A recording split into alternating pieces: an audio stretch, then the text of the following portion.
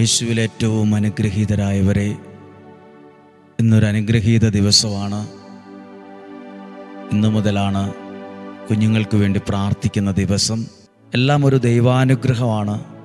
ഓരോ സമയത്ത് ഇങ്ങനെയൊക്കെ പ്രാർത്ഥിക്കാൻ ലഭിക്കുന്ന ഓരോ പ്രചോദനങ്ങളും മുന്നറിവുകളും അനുഗ്രഹമായിട്ടാണ് ഞാൻ കാണുന്നത്.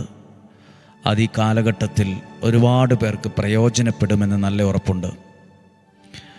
ദൈവം നമ്മളെ ഓരോരുത്തരെയും സഹായിക്കുന്നതിനെ ഓർത്ത് നന്ദി പറയാം. ഇന്ന് നാം കേൾക്കാൻ പോകുന്ന വചനത്തിലേക്ക് വരുന്നതിന് മുമ്പ് നമ്മുടെ ജീവിതത്തിൽ പലരും പറയാറുണ്ട്, അല്ലെങ്കിൽ കഴിഞ്ഞ കാലങ്ങൾ എന്നൊരു വാക്കുണ്ട്. ഞാൻ നിങ്ങളോട് പറയുന്നത് ഒരു ബോധ്യമാണ്, എൻ്റെ ഒരു മനസ്സിൽ തോന്നിയൊരു ഉത്തരമാണ്. നമ്മൾ ദൈവത്തിൻ്റെ കരങ്ങളിലാണ് ഉള്ളതെങ്കിൽ, ദൈവത്തിൽ ആശ്രയിച്ചാണ് നിൽക്കുന്നതെങ്കിൽ, നമ്മളുടെ പാസ്റ്റ് കഴിഞ്ഞ കാര്യങ്ങൾ ഒരിക്കലും നമ്മളെ തകർക്കില്ല. കഴിഞ്ഞ കാര്യങ്ങൾ എന്ന് പറയുമ്പോൾ കഴിഞ്ഞ കാര്യങ്ങൾ ഒത്തിരി ദുഃഖമുള്ളത്, വേദന തന്നത്, ഒറ്റപ്പെടുത്തിയത്, കുറ്റപ്പെടുത്തിയത്, തകർക്കാൻ നോക്കിയത്. ദൈവത്തിൻ്റെ കരങ്ങളിലാണ് നമ്മളെങ്കിൽ കഴിഞ്ഞ കാര്യങ്ങൾ നമ്മളെ വളർത്താൻ തുടങ്ങും. നമ്മൾ മനുഷ്യൻ്റെ കരങ്ങളിലും മനുഷ്യൻ്റെ ബുദ്ധിയിലും മനുഷ്യൻ്റെ വാക്കിലൊക്കെയാണ് നിൽക്കുന്നെങ്കിൽ കഴിഞ്ഞ കാര്യങ്ങൾ നമ്മളെ തകർത്തും കളയും. കഴിഞ്ഞ കാര്യങ്ങളെ എന്തേലും ഓർത്ത് നിങ്ങൾ വിഷമിക്കുവാണ്. അങ്ങനെ സംഭവിച്ചല്ലോ, ഇങ്ങനെ സംഭവിച്ചല്ലോ, ഇങ്ങനെ ആയല്ലോ, അങ്ങനെ ആയല്ലോ.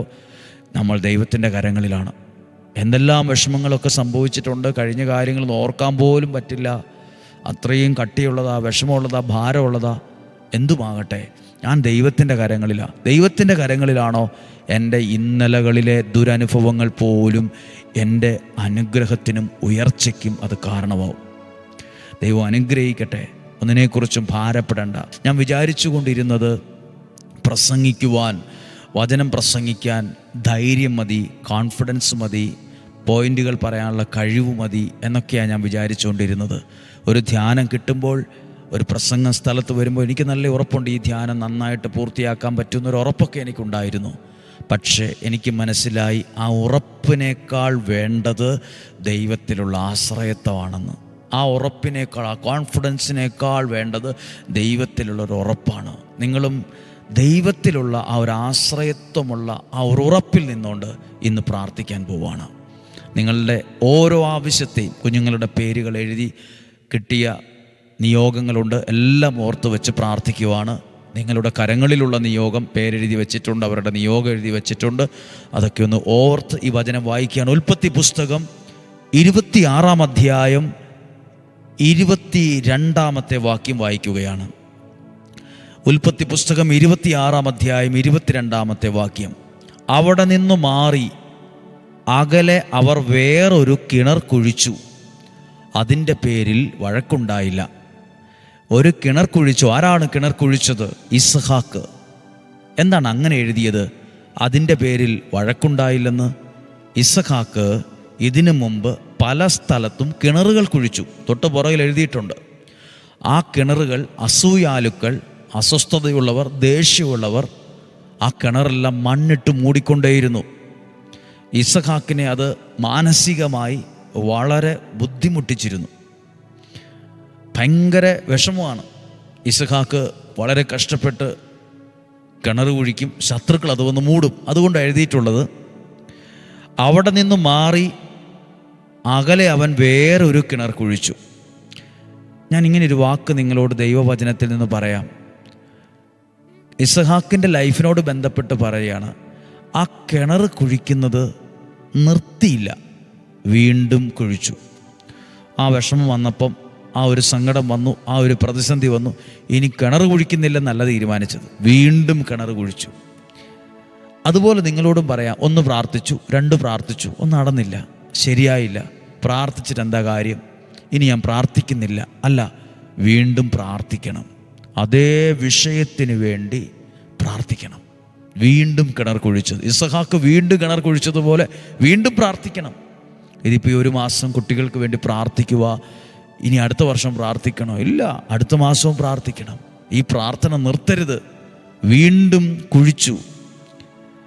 അതിന് റഹോബോത്ത് എന്ന പേരിട്ടു. കാരണം അവൻ പറഞ്ഞു, കർത്താവ് ഞങ്ങൾക്ക് ഇടം തന്നിരിക്കുന്നു. കർത്താവ് ഞങ്ങൾക്ക് ഇടം തന്നിരിക്കുന്നു. ദൈവം നിങ്ങൾക്ക് വളരാനും ഉയരാനും ഉള്ള ഇടം തരും. ദൈവം നിങ്ങളെ അനുഗ്രഹിച്ച് നിങ്ങളെ എത്തേണ്ടിടത്ത് എത്തിക്കാനുള്ള എല്ലാ വഴികളും ഒരുക്കും, ഇടവരുത്തും. ദൈവം ഞങ്ങൾക്ക് ഇടം തന്നിരിക്കുന്നു. ഭൂമിയിൽ ഞങ്ങൾ സമൃദ്ധിയുള്ളവരാകും. ഭൂമിയിൽ ഞങ്ങൾ സമൃദ്ധിയുള്ളവരായി മാറും. എന്നറിയാമോ ഇതിനകത്തൊരു കാര്യം? ഇസഹാക്ക് കിണർ കുഴിച്ചു. ശത്രുക്കൾക്ക് ഇത്ര ദേഷ്യം വരാൻ കാരണം അവർ കുഴിച്ച പല കിണറിലും ആവശ്യത്തിന് വെള്ളമില്ലാതായി. എന്നാൽ ദൈവത്തിൻ്റെ വാക്കിൽ, ദൈവത്തിൻ്റെ ഹിതപ്രകാരം നിന്ന് ഇസഹാക്ക് കിണർ കുഴിച്ചിടത്തെല്ലാം വെള്ളം. അപ്പോൾ ഇവർക്ക് ഭയങ്കര ദേഷ്യമായി. അതുകൊണ്ടാണ് ഈ കിണർ മൂടാൻ ഇവർ അസൂയോടെ ഇറങ്ങി പുറപ്പെട്ടത്. ഇവൻ എവിടെ ചെന്ന് കുഴിച്ചാലും ഇഷ്ടം പോലെ വെള്ളമാ. പക്ഷെ ഇവരെത്ര മൂടിയിട്ടും ഇസഹാക്ക് തകരുന്നില്ല. ഇസഹാക്ക് വീണ്ടും അതാ പറഞ്ഞിരിക്കുക, ഭൂമിയിൽ ഞങ്ങൾ സമൃദ്ധിയുള്ളവരായി. ഇസഹാക്കിൻ്റെ ലൈഫ് അങ്ങനെയായി മാറി. ദൈവത്തിൻ്റെ വാക്ക് കേൾക്കുന്ന നിങ്ങൾ ഭൂമിയിൽ സമൃദ്ധിയുള്ളവരായി മാറും. എല്ലാ കുഞ്ഞുങ്ങളോടും പറയട്ടെ, നിങ്ങൾക്ക് എളുപ്പമുള്ള വിഷയമുണ്ട്, ബുദ്ധിമുട്ടുള്ള വിഷയമുണ്ട്. എല്ലാ അധ്യാപകരെയും ചിലപ്പോൾ ഇഷ്ടമുണ്ടാവില്ല, ചില അധ്യാപകരെ ഇഷ്ടമില്ല, ചില വിഷയങ്ങൾ ഇഷ്ടമില്ല, എത്ര നോക്കിയിട്ടും പഠിക്കാൻ പറ്റുന്നില്ല.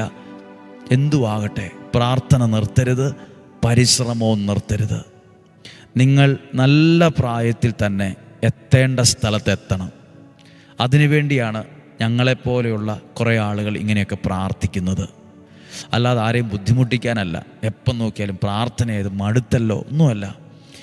നിങ്ങളുടെ മനസ്സിൽ ഇതൊരു അനുഗ്രഹമായിട്ട് വരും. നിങ്ങളുടെ ഭാവി ജീവിതം മനോഹരമാവും. 5, 8, 10 വർഷം കഴിയുമ്പോൾ, അല്ലെ 15 വർഷം കഴിയുമ്പോൾ ഈ പ്രാർത്ഥിച്ച പ്രാർത്ഥനയുടെ അനുഗ്രഹം ജീവിതത്തിൽ കാണും. പ്രിയപ്പെട്ട കുഞ്ഞുങ്ങളെ, യുവതീ-യുവാക്കളെ, പല ഭാഷകൾ പഠിക്കുന്നവരുണ്ട്. ജർമ്മൻ ഭാഷ പഠിക്കുന്നവർ, നഴ്സിംഗ് പഠിക്കുന്നവർ, എൻജിനീയറിംഗ് പഠിക്കുന്നവർ, എയർ ഹോസ്റ്റസ് ആകാൻ പഠിക്കുന്നവർ, അല്ലെങ്കിൽ പോളിടെക്നിക് പഠിക്കുന്നവർ, IT മേഖലയിൽ പഠിക്കുന്ന, എല്ലാം ഒന്നും എനിക്ക് പറയാൻ അറിയില്ല. എങ്കിലും ഒരുപാട് വിഷയങ്ങളിൽ പഠിക്കുന്നവരുണ്ട്. SLC, +1, +2, സ്കൂൾ വിദ്യാഭ്യാസം. എല്ലാ കുഞ്ഞുങ്ങൾ, യുവതിയോ പഠിക്കുന്ന എല്ലാവരും കേട്ടെ, ഇത് നിങ്ങൾക്ക് അനുഗ്രഹമാണ്. നിങ്ങൾ ഭൂമിയിൽ സമൃദ്ധിയുള്ളവരായി മാറും. ദൈവം ഞങ്ങൾക്ക് ഇടം തന്നിരിക്കുന്നു. ദൈവം നിങ്ങൾക്ക് ജീവിതത്തിൽ ഉയരാനുള്ള ഇടം തരും. ഇസഹാക്ക് ഭൂമിയിൽ സമൃദ്ധി അനുഭവിച്ചു എന്ന് എഴുതിയിട്ടുണ്ട്. എപ്പോഴാണെന്നറിയോ? ഇസഹാക്ക് തോന്നിയതുപോലെ ജീവിച്ചപ്പോഴല്ല. ഇസഹാക്ക് ദൈവത്തിൻ്റെ വാക്ക് കേട്ട് ആ വാക്കിൽ നിന്ന്, ദൈവത്തിൻ്റെ കൃപയിൽ നിന്നൊരു മനുഷ്യനായ ഇസഹാക്കിന് 26 അധ്യായം വാക്യം മനസ്സിലാവും. നിങ്ങൾ ദൈവത്തിൻ്റെ വാക്കിൽ നിൽക്ക്, ദൈവത്തിൻ്റെ അനുഗ്രഹത്തിൻ്റെ തണലിൽ നിൽക്ക്. നിങ്ങൾക്ക് വേണ്ടി ഞങ്ങളൊക്കെ പ്രാർത്ഥിക്കുമ്പോൾ ഭൂമിയിൽ നിങ്ങൾ സമൃദ്ധിയുള്ളവരായി മാറും, ഐശ്വര്യമുള്ളവരായി മാറും, വിജയിക്കും. ഒരാളും മദ്യത്തിനും മയക്കുമരുന്നിനും ലഹരിക്കും അടിമകളാകരുത്. രക്ഷപ്പെട്ടു വരണം. പ്രാർത്ഥനയുള്ളൊരു തലമുറയായി നിങ്ങൾ എഴുന്നേറ്റ് വരണം. അനേകരുടെ ജീവിതത്തിന് അനുഗ്രഹമായി വരണം. നിങ്ങളുടെ വീടിന് നിങ്ങളൊരു അനുഗ്രഹമായി വരണം. രക്ഷപ്പെട്ടു വരണം. ഒരിക്കലും ഒരു തെറ്റായ വഴിക്ക് നിങ്ങൾ പോകരുത്, നശിച്ചു പോകരുത്, തെറ്റായ ബന്ധങ്ങളിലേക്ക് പോകരുത്, വഴിതെറ്റിപ്പോകരുത്. രക്ഷപ്പെട്ടോണം, ഉയരങ്ങളിലെത്തിക്കോണം. നിങ്ങൾക്ക് വേണ്ടി അത്രയും കാര്യമായി പ്രാർത്ഥിക്കുന്നുണ്ട്. നന്നായി പഠിക്കണം, പല ഭാഷകൾ പഠിക്കണം, എത്താൻ പറ്റുന്നിടത്തോളം എത്തിക്കോണം, വിജയിച്ചോണം. നിങ്ങളെക്കുറിച്ച് പറഞ്ഞ് അഭിമാനിക്കാൻ ഇടവരണം. നിങ്ങളുടെ പേര് ദേശത്ത് ഉയർന്നു നിൽക്കണം. നിങ്ങളുടെ കുടുംബത്തിൽ നിങ്ങൾ ഭാഗ്യമാകണം. അബ്രാഹത്തോട് ദൈവം പറഞ്ഞ, ആകാശത്തിലെ നക്ഷത്രങ്ങളെ നോക്ക്. അതുപോലെ അതൊരു പ്രത്യേകത. ആകാശത്തിലെ നക്ഷത്രങ്ങൾ രാത്രിയിൽ പോലും തിളങ്ങുന്നതാണ്. ഇരുട്ടത്ത് വെളിച്ചമായി നിൽക്കുന്ന നക്ഷത്രം.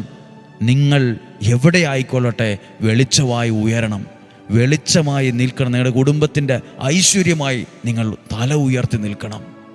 ദൈവം നിങ്ങളെ അനുഗ്രഹിച്ചോളും.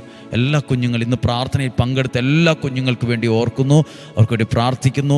നിയോഗം, അവരുടെ പ്രാർത്ഥനകൾ, എഴുതിയിട്ട നിയോഗങ്ങൾ ലഭിച്ചുകൊണ്ടിരിക്കുന്നതൊക്കെയുണ്ട്. അതെല്ലാം സ്വീകരിക്കുന്നു. ഒരു കാര്യം അറിയിക്കുന്നു, ഈ ഫോം കിട്ടിയില്ല എന്നോർത്ത് വിഷമിക്കേണ്ട. ഈ ഫോമിനെക്കുറിച്ച് ഇവിടെ ഒരു ഫോം കൊടുക്കുന്നുണ്ട്. കുഞ്ഞുങ്ങളുടെ പേര്, അവരുടെ 3 നിയോഗം. നിങ്ങൾ ദൂരെ ഇരുന്ന് കേൾക്കുന്നവരാണ്, കാണുന്നവരാണെങ്കിലും നിങ്ങളൊന്നെങ്കിൽ ഒരു ലെറ്ററിലൂടെയോ അയയ്ക്കുക. അയക്കുമ്പോൾ കിട്ടുന്ന ഉടനെ ഞങ്ങളത് പ്രാർത്ഥനയിൽ വെച്ചുകൊള്ളാം. നിങ്ങൾ ടെൻഷൻ ആവണ്ട. നിങ്ങളുടെ കരങ്ങളിലും നിങ്ങളുടെ കുഞ്ഞുങ്ങളുടെ പേരെഴുതി വെച്ച് അവർ കേൾക്കത്തക്ക വിധമുള്ള ശബ്ദത്തിൽ പ്രാർത്ഥിക്കണം, മനസ്സിലല്ല. എൻ്റെ കുഞ്ഞിൻ്റെ മൂത്തയാൾ, രണ്ടാമത്തെ ആൾ, മൂന്നാമത്തെ ആൾ, നാലാമത്തെ ആൾ, അഞ്ചാമത്തെ ആൾ, നിങ്ങൾ അവരുടെ പേര്, ഒന്നാമത്തെ ആളുടെ പേര് പറഞ്ഞ് പ്രാർത്ഥിക്കണം, നിയോഗം പറയണം. ഇപ്പോൾ തന്നെ പ്രാർത്ഥിച്ച്, കർത്താവേ ഞാൻ പ്രാർത്ഥിക്കുന്നു, ഞങ്ങൾ പ്രാർത്ഥിക്കുന്നു. ലോകത്തിൻ്റെ വിവിധ രാജ്യങ്ങളിലിരുന്ന് ഈ ദിവസം വചനം കേൾക്കുന്നവർ, കുഞ്ഞുങ്ങൾക്ക് വേണ്ടി പ്രാർത്ഥിക്കുന്നവർ, അവർ മിടുക്കരാണ്. ഫോണിൻ്റെയൊക്കെ അഡിക്ഷനായി മുറിയിൽ നിന്ന് പുറത്തിറങ്ങാതെ ഒന്നും ആയി പോകരുത്. രക്ഷപ്പെട്ടു വരണം. മിടുക്കരാണ്, നിങ്ങൾ കഴിവുള്ളവരാണ്. നമ്മൾ വളർന്നുകൊണ്ടായിരിക്കുന്നത്, നമ്മൾ ശക്തിപ്പെട്ടുകൊണ്ടായിരിക്കുന്നത്. നമ്മൾ രക്ഷപ്പെടാൻ മാത്രം ഞങ്ങളെക്കാൾ കഴിവുള്ളവരാണ് കുഞ്ഞുങ്ങളായ നിങ്ങൾ പലരും. ഞങ്ങളെക്കാൾ കഴിവും പ്രാപ്തിയുമുള്ളവരാണ് എന്നെ കേൾക്കുന്ന ഒരുപാട് പേർ. നിങ്ങൾ അനുഗ്രഹിക്കപ്പെട്ടു വരും. നിങ്ങളെ അനുഗ്രഹിച്ച് പ്രാർത്ഥിക്കുന്നു. നിങ്ങളുടെ വീടുകളിൽ ആ പ്രാർത്ഥന പേരൊക്കെ എഴുതി വെച്ച് പ്രാർത്ഥിക്കുന്നെങ്കിൽ ഇന്ന് കേട്ട ഈ വചനത്തിൽ ഉൽപ്പത്തി പുസ്തകം 26 അധ്യായത്തിൽ വെച്ച് പ്രാർത്ഥിച്ചു. ദൈവം അനുഗ്രഹിക്കും. ഞാനും പ്രാർത്ഥിക്കാം, ഞങ്ങളും പ്രാർത്ഥിക്കുക. കരങ്ങൾ ഉയർത്തി പ്രാർത്ഥിക്കട്ടെ. കർത്താവ്, ഇന്നു മുതൽ കുഞ്ഞുങ്ങൾക്ക് വേണ്ടിയുള്ള പ്രാർത്ഥന ആരംഭിച്ചു. പ്രത്യേകിച്ച് SLC +1 +2 അത് മാത്രമല്ല, എല്ലാ കുഞ്ഞുങ്ങളെ ഓർത്ത് പ്രാർത്ഥിക്കുക. കുറവുകളുള്ള കുഞ്ഞുങ്ങളുണ്ട്, ബുദ്ധി വളർച്ചയില്ലാത്ത കുഞ്ഞുങ്ങളുണ്ട്, ഓട്ടിസം ബാധിച്ച കുഞ്ഞുങ്ങളുണ്ട്, പല വിഷമം കിടപ്പിലായ കുഞ്ഞുങ്ങളുണ്ട്, ഹോസ്പിറ്റലായിരിക്കുന്ന കുഞ്ഞുങ്ങളുണ്ട്, പഠിക്കാൻ പറ്റാത്ത നിലയിൽ ആയിരിക്കുന്ന കുഞ്ഞുങ്ങളുണ്ട്. എല്ലാവരെയും ഓർക്കുന്നു. എല്ലാ കുഞ്ഞുങ്ങളെ ഓർത്ത് പ്രാർത്ഥിക്കുക. എല്ലാ കുഞ്ഞുങ്ങളുടെ മേലും ഒരു അനുഗ്രഹം ഉണ്ടാകട്ടെ. കുഞ്ഞുങ്ങൾ അനുഗ്രഹിക്കപ്പെടട്ടെ. കുഞ്ഞുങ്ങളെ ഓർത്ത് മാതാപിതാക്കൾ സന്തോഷിക്കട്ടെ, കുടുംബം സന്തോഷിക്കട്ടെ, ബന്ധുക്കൾ സന്തോഷിക്കട്ടെ, നാട് ദേശം സന്തോഷിക്കാൻ ഇടവരട്ടെ. കർത്താവെ, ഇന്ന് ലോകത്തിൻ്റെ എവിടെ ഇരുന്നായാലും, ഏത് ഭാഗത്തിരുന്നായാലും കുഞ്ഞുങ്ങൾക്ക് വേണ്ടി പ്രാർത്ഥിക്കുന്നു. ഓരോ പ്രാർത്ഥനയുടെ മേലും കരങ്ങൾ ഉയർത്തി പ്രാർത്ഥിക്കുന്നു. ഇവിടെ ലഭിച്ച ഓരോ പ്രാർത്ഥനകളെ ഓർക്കുന്നു. ഇവിടെ എഴുതിയിട്ട ഓരോ കുഞ്ഞുങ്ങളുടെയും പേരുകൾ ഈ ദിവസങ്ങളിൽ ഓർത്ത്, ഓരോ കുഞ്ഞുങ്ങളുടെ മേലും അനുഗ്രഹം ഉണ്ടാകട്ടെ. ഓരോ കുഞ്ഞുങ്ങളുടെ മേലും ദൈവവെളിച്ചം ഉണ്ടാകട്ടെ. ഓരോ കുഞ്ഞുങ്ങളുടെയും ബുദ്ധിയെ പ്രകാശിപ്പിക്കണമേ.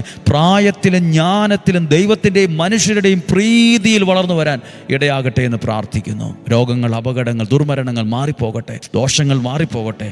നല്ല വിജയം ഉണ്ടാകട്ടെ. നല്ല സ്വഭാവ രൂപീകരണം സംഭവിക്കട്ടെ. രക്ഷപ്പെട്ടു വരട്ടെ.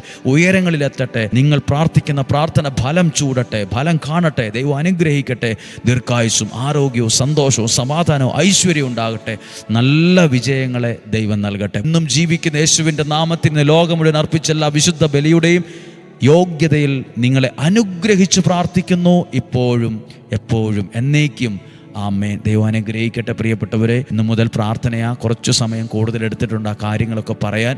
നാളെയും ആ കാര്യങ്ങൾ തുടർന്ന് പറഞ്ഞുകൊള്ളാം. ഇന്നു മുതൽ പ്രാർത്ഥിക്കുക. പറ്റുവാണെങ്കിൽ ഒക്കുവാണെങ്കിൽ 5:30 തന്നെ ഒരുമിച്ച് പ്രാർത്ഥിക്കണം. മാതാപിതാക്കൾ മക്കൾക്ക് വേണ്ടി, ചിലപ്പോൾ കൊച്ചുമക്കൾക്ക് വേണ്ടി ആയിരിക്കും, അല്ലെ ഉദരത്തിലൊരു കുഞ്ഞുള്ള സാഹചര്യമായിരിക്കും. എല്ലാവർക്കും വേണ്ടി പ്രാർത്ഥിക്കുക. സ്വർഗത്തിലെ ദൈവം എന്നെ നിങ്ങളെയും സൂക്ഷിക്കട്ടെ. ആമേൻ.